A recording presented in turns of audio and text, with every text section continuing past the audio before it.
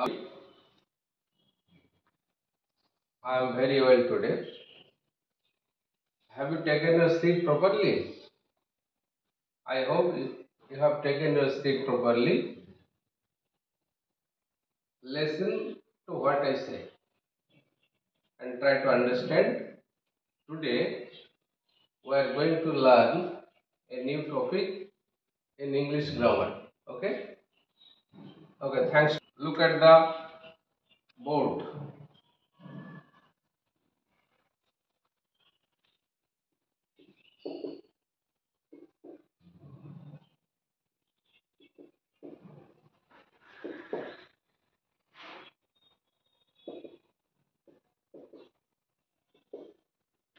Look at these three sentences. Who is he? What is he? Which is he?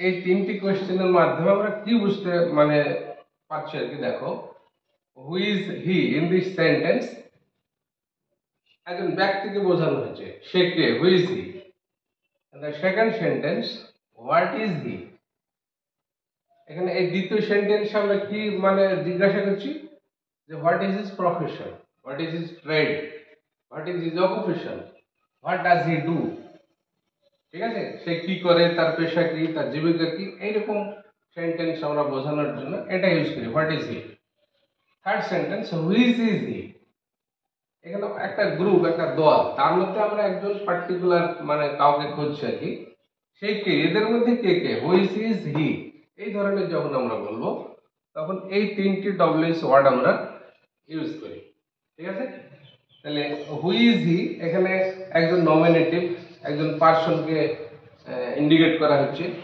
What is he এখানে একটা পেশাকে বোঝানো হচ্ছে আর which is he অনেকের মধ্যে একজন ব্যক্তিকে বোঝানো হচ্ছে ঠিক আছে আচ্ছা আজকে আমরা আরো কিছু ডব্লিউএস ওয়ার্ডের সাহায্যে নতুন সেন্টেন্স তৈরি করে শিখব ঠিক আছে তোমরা ইতিমধ্যে জানো যে ডব্লিউএস ওয়ার্ড কোনগুলো আমরা হাউ সম্পর্কে আজকে জানবো হাউ হাউ দি কিভাবে ডব্লিউএস কোশ্চেন করতে হয় হ্যাঁ যেমন দেখো আমরা দূরত্ব যদি বোঝাই ঠিক আছে তাহলে সেখানে হাউ ফার ফার ইউজ করতে হয় হাউ ফার মানে ডিস্টেন্স বোঝাতে যেমন হচ্ছে এখান থেকে কলকাতা কত দূর বা এখান থেকে শিলিগুড়ি কত দূর বা শিলিগুড়ি থেকে কলকাতা কত দূর তাহলে এখানে হাউ ফার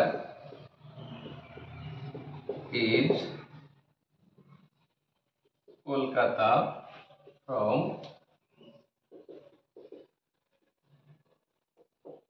শিলিগুড়ি ডিস্টেন্স বোঝাতে আমরা হাউ ফার লিখলাম সংখ্যা বোঝাতে নাম্বার যদি বোঝাই আমরা তাহলে হাউ মেনি লিখতে হয় হাউ মেনি প্লাস একটা plural noun how many plus plural noun লিখতে হয় যেমন ইংরেজি বর্ণমালায় কতটি ভাওয়েল আছে এই শ্রেণীকক্ষে কতজন স্টুডেন্টস আছে how many students are there in this class how many students are there how many students are there in this class এই ক্লাসে কতজন ছাত্র আছে বা how many vowels are in english alphabet how many consonants are there in english alphabet সংখ্যা বোঝায় আমরা যে পরিমাণ বোঝাবে অ্যামাউন্ট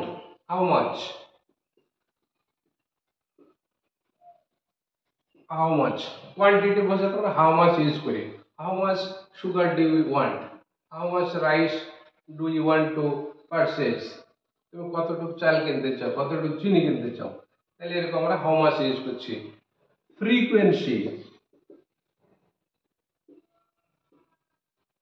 ফ্রিকোয়েন্সি বোঝাতে আমরা কি লিখি ফ্রিকোয়েন্সি বোঝাতে আমরা how often লিখি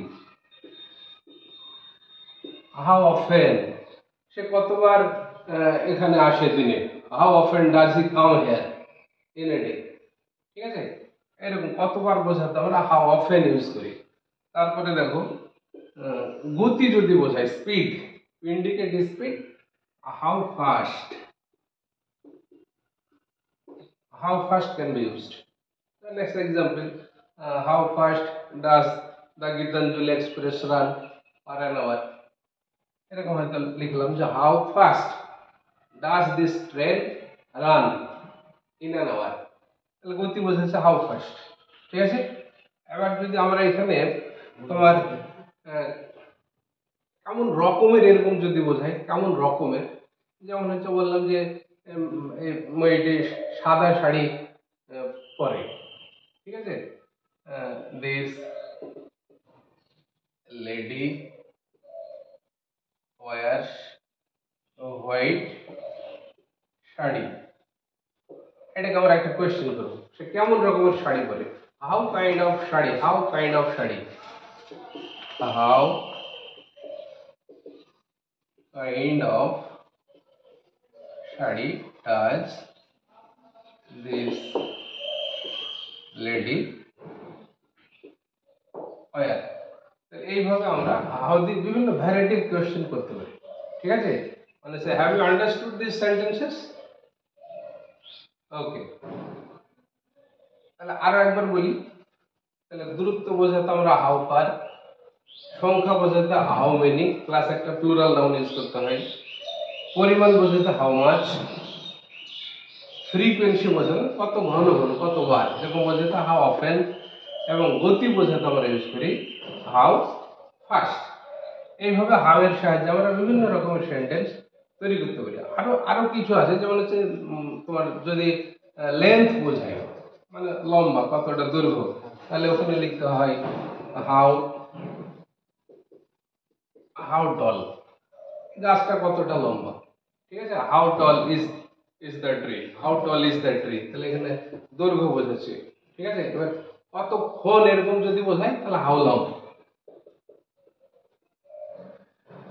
কতক্ষণ সময় বোঝানো হচ্ছে এরকম ক্ষেত্রে আমরা হাউ লং, তুমি কতক্ষণ ধরে এখানে অপেক্ষা করছো, for how long time are you waiting here, তাহলে হাউ লং। তাহলে এইরকম ভাবে আমরা আজকে হাউ দিয়ে শিখলাম কিভাবে ইন্টারোগেটিভ সেন্টেন্স তৈরি করতে হয়।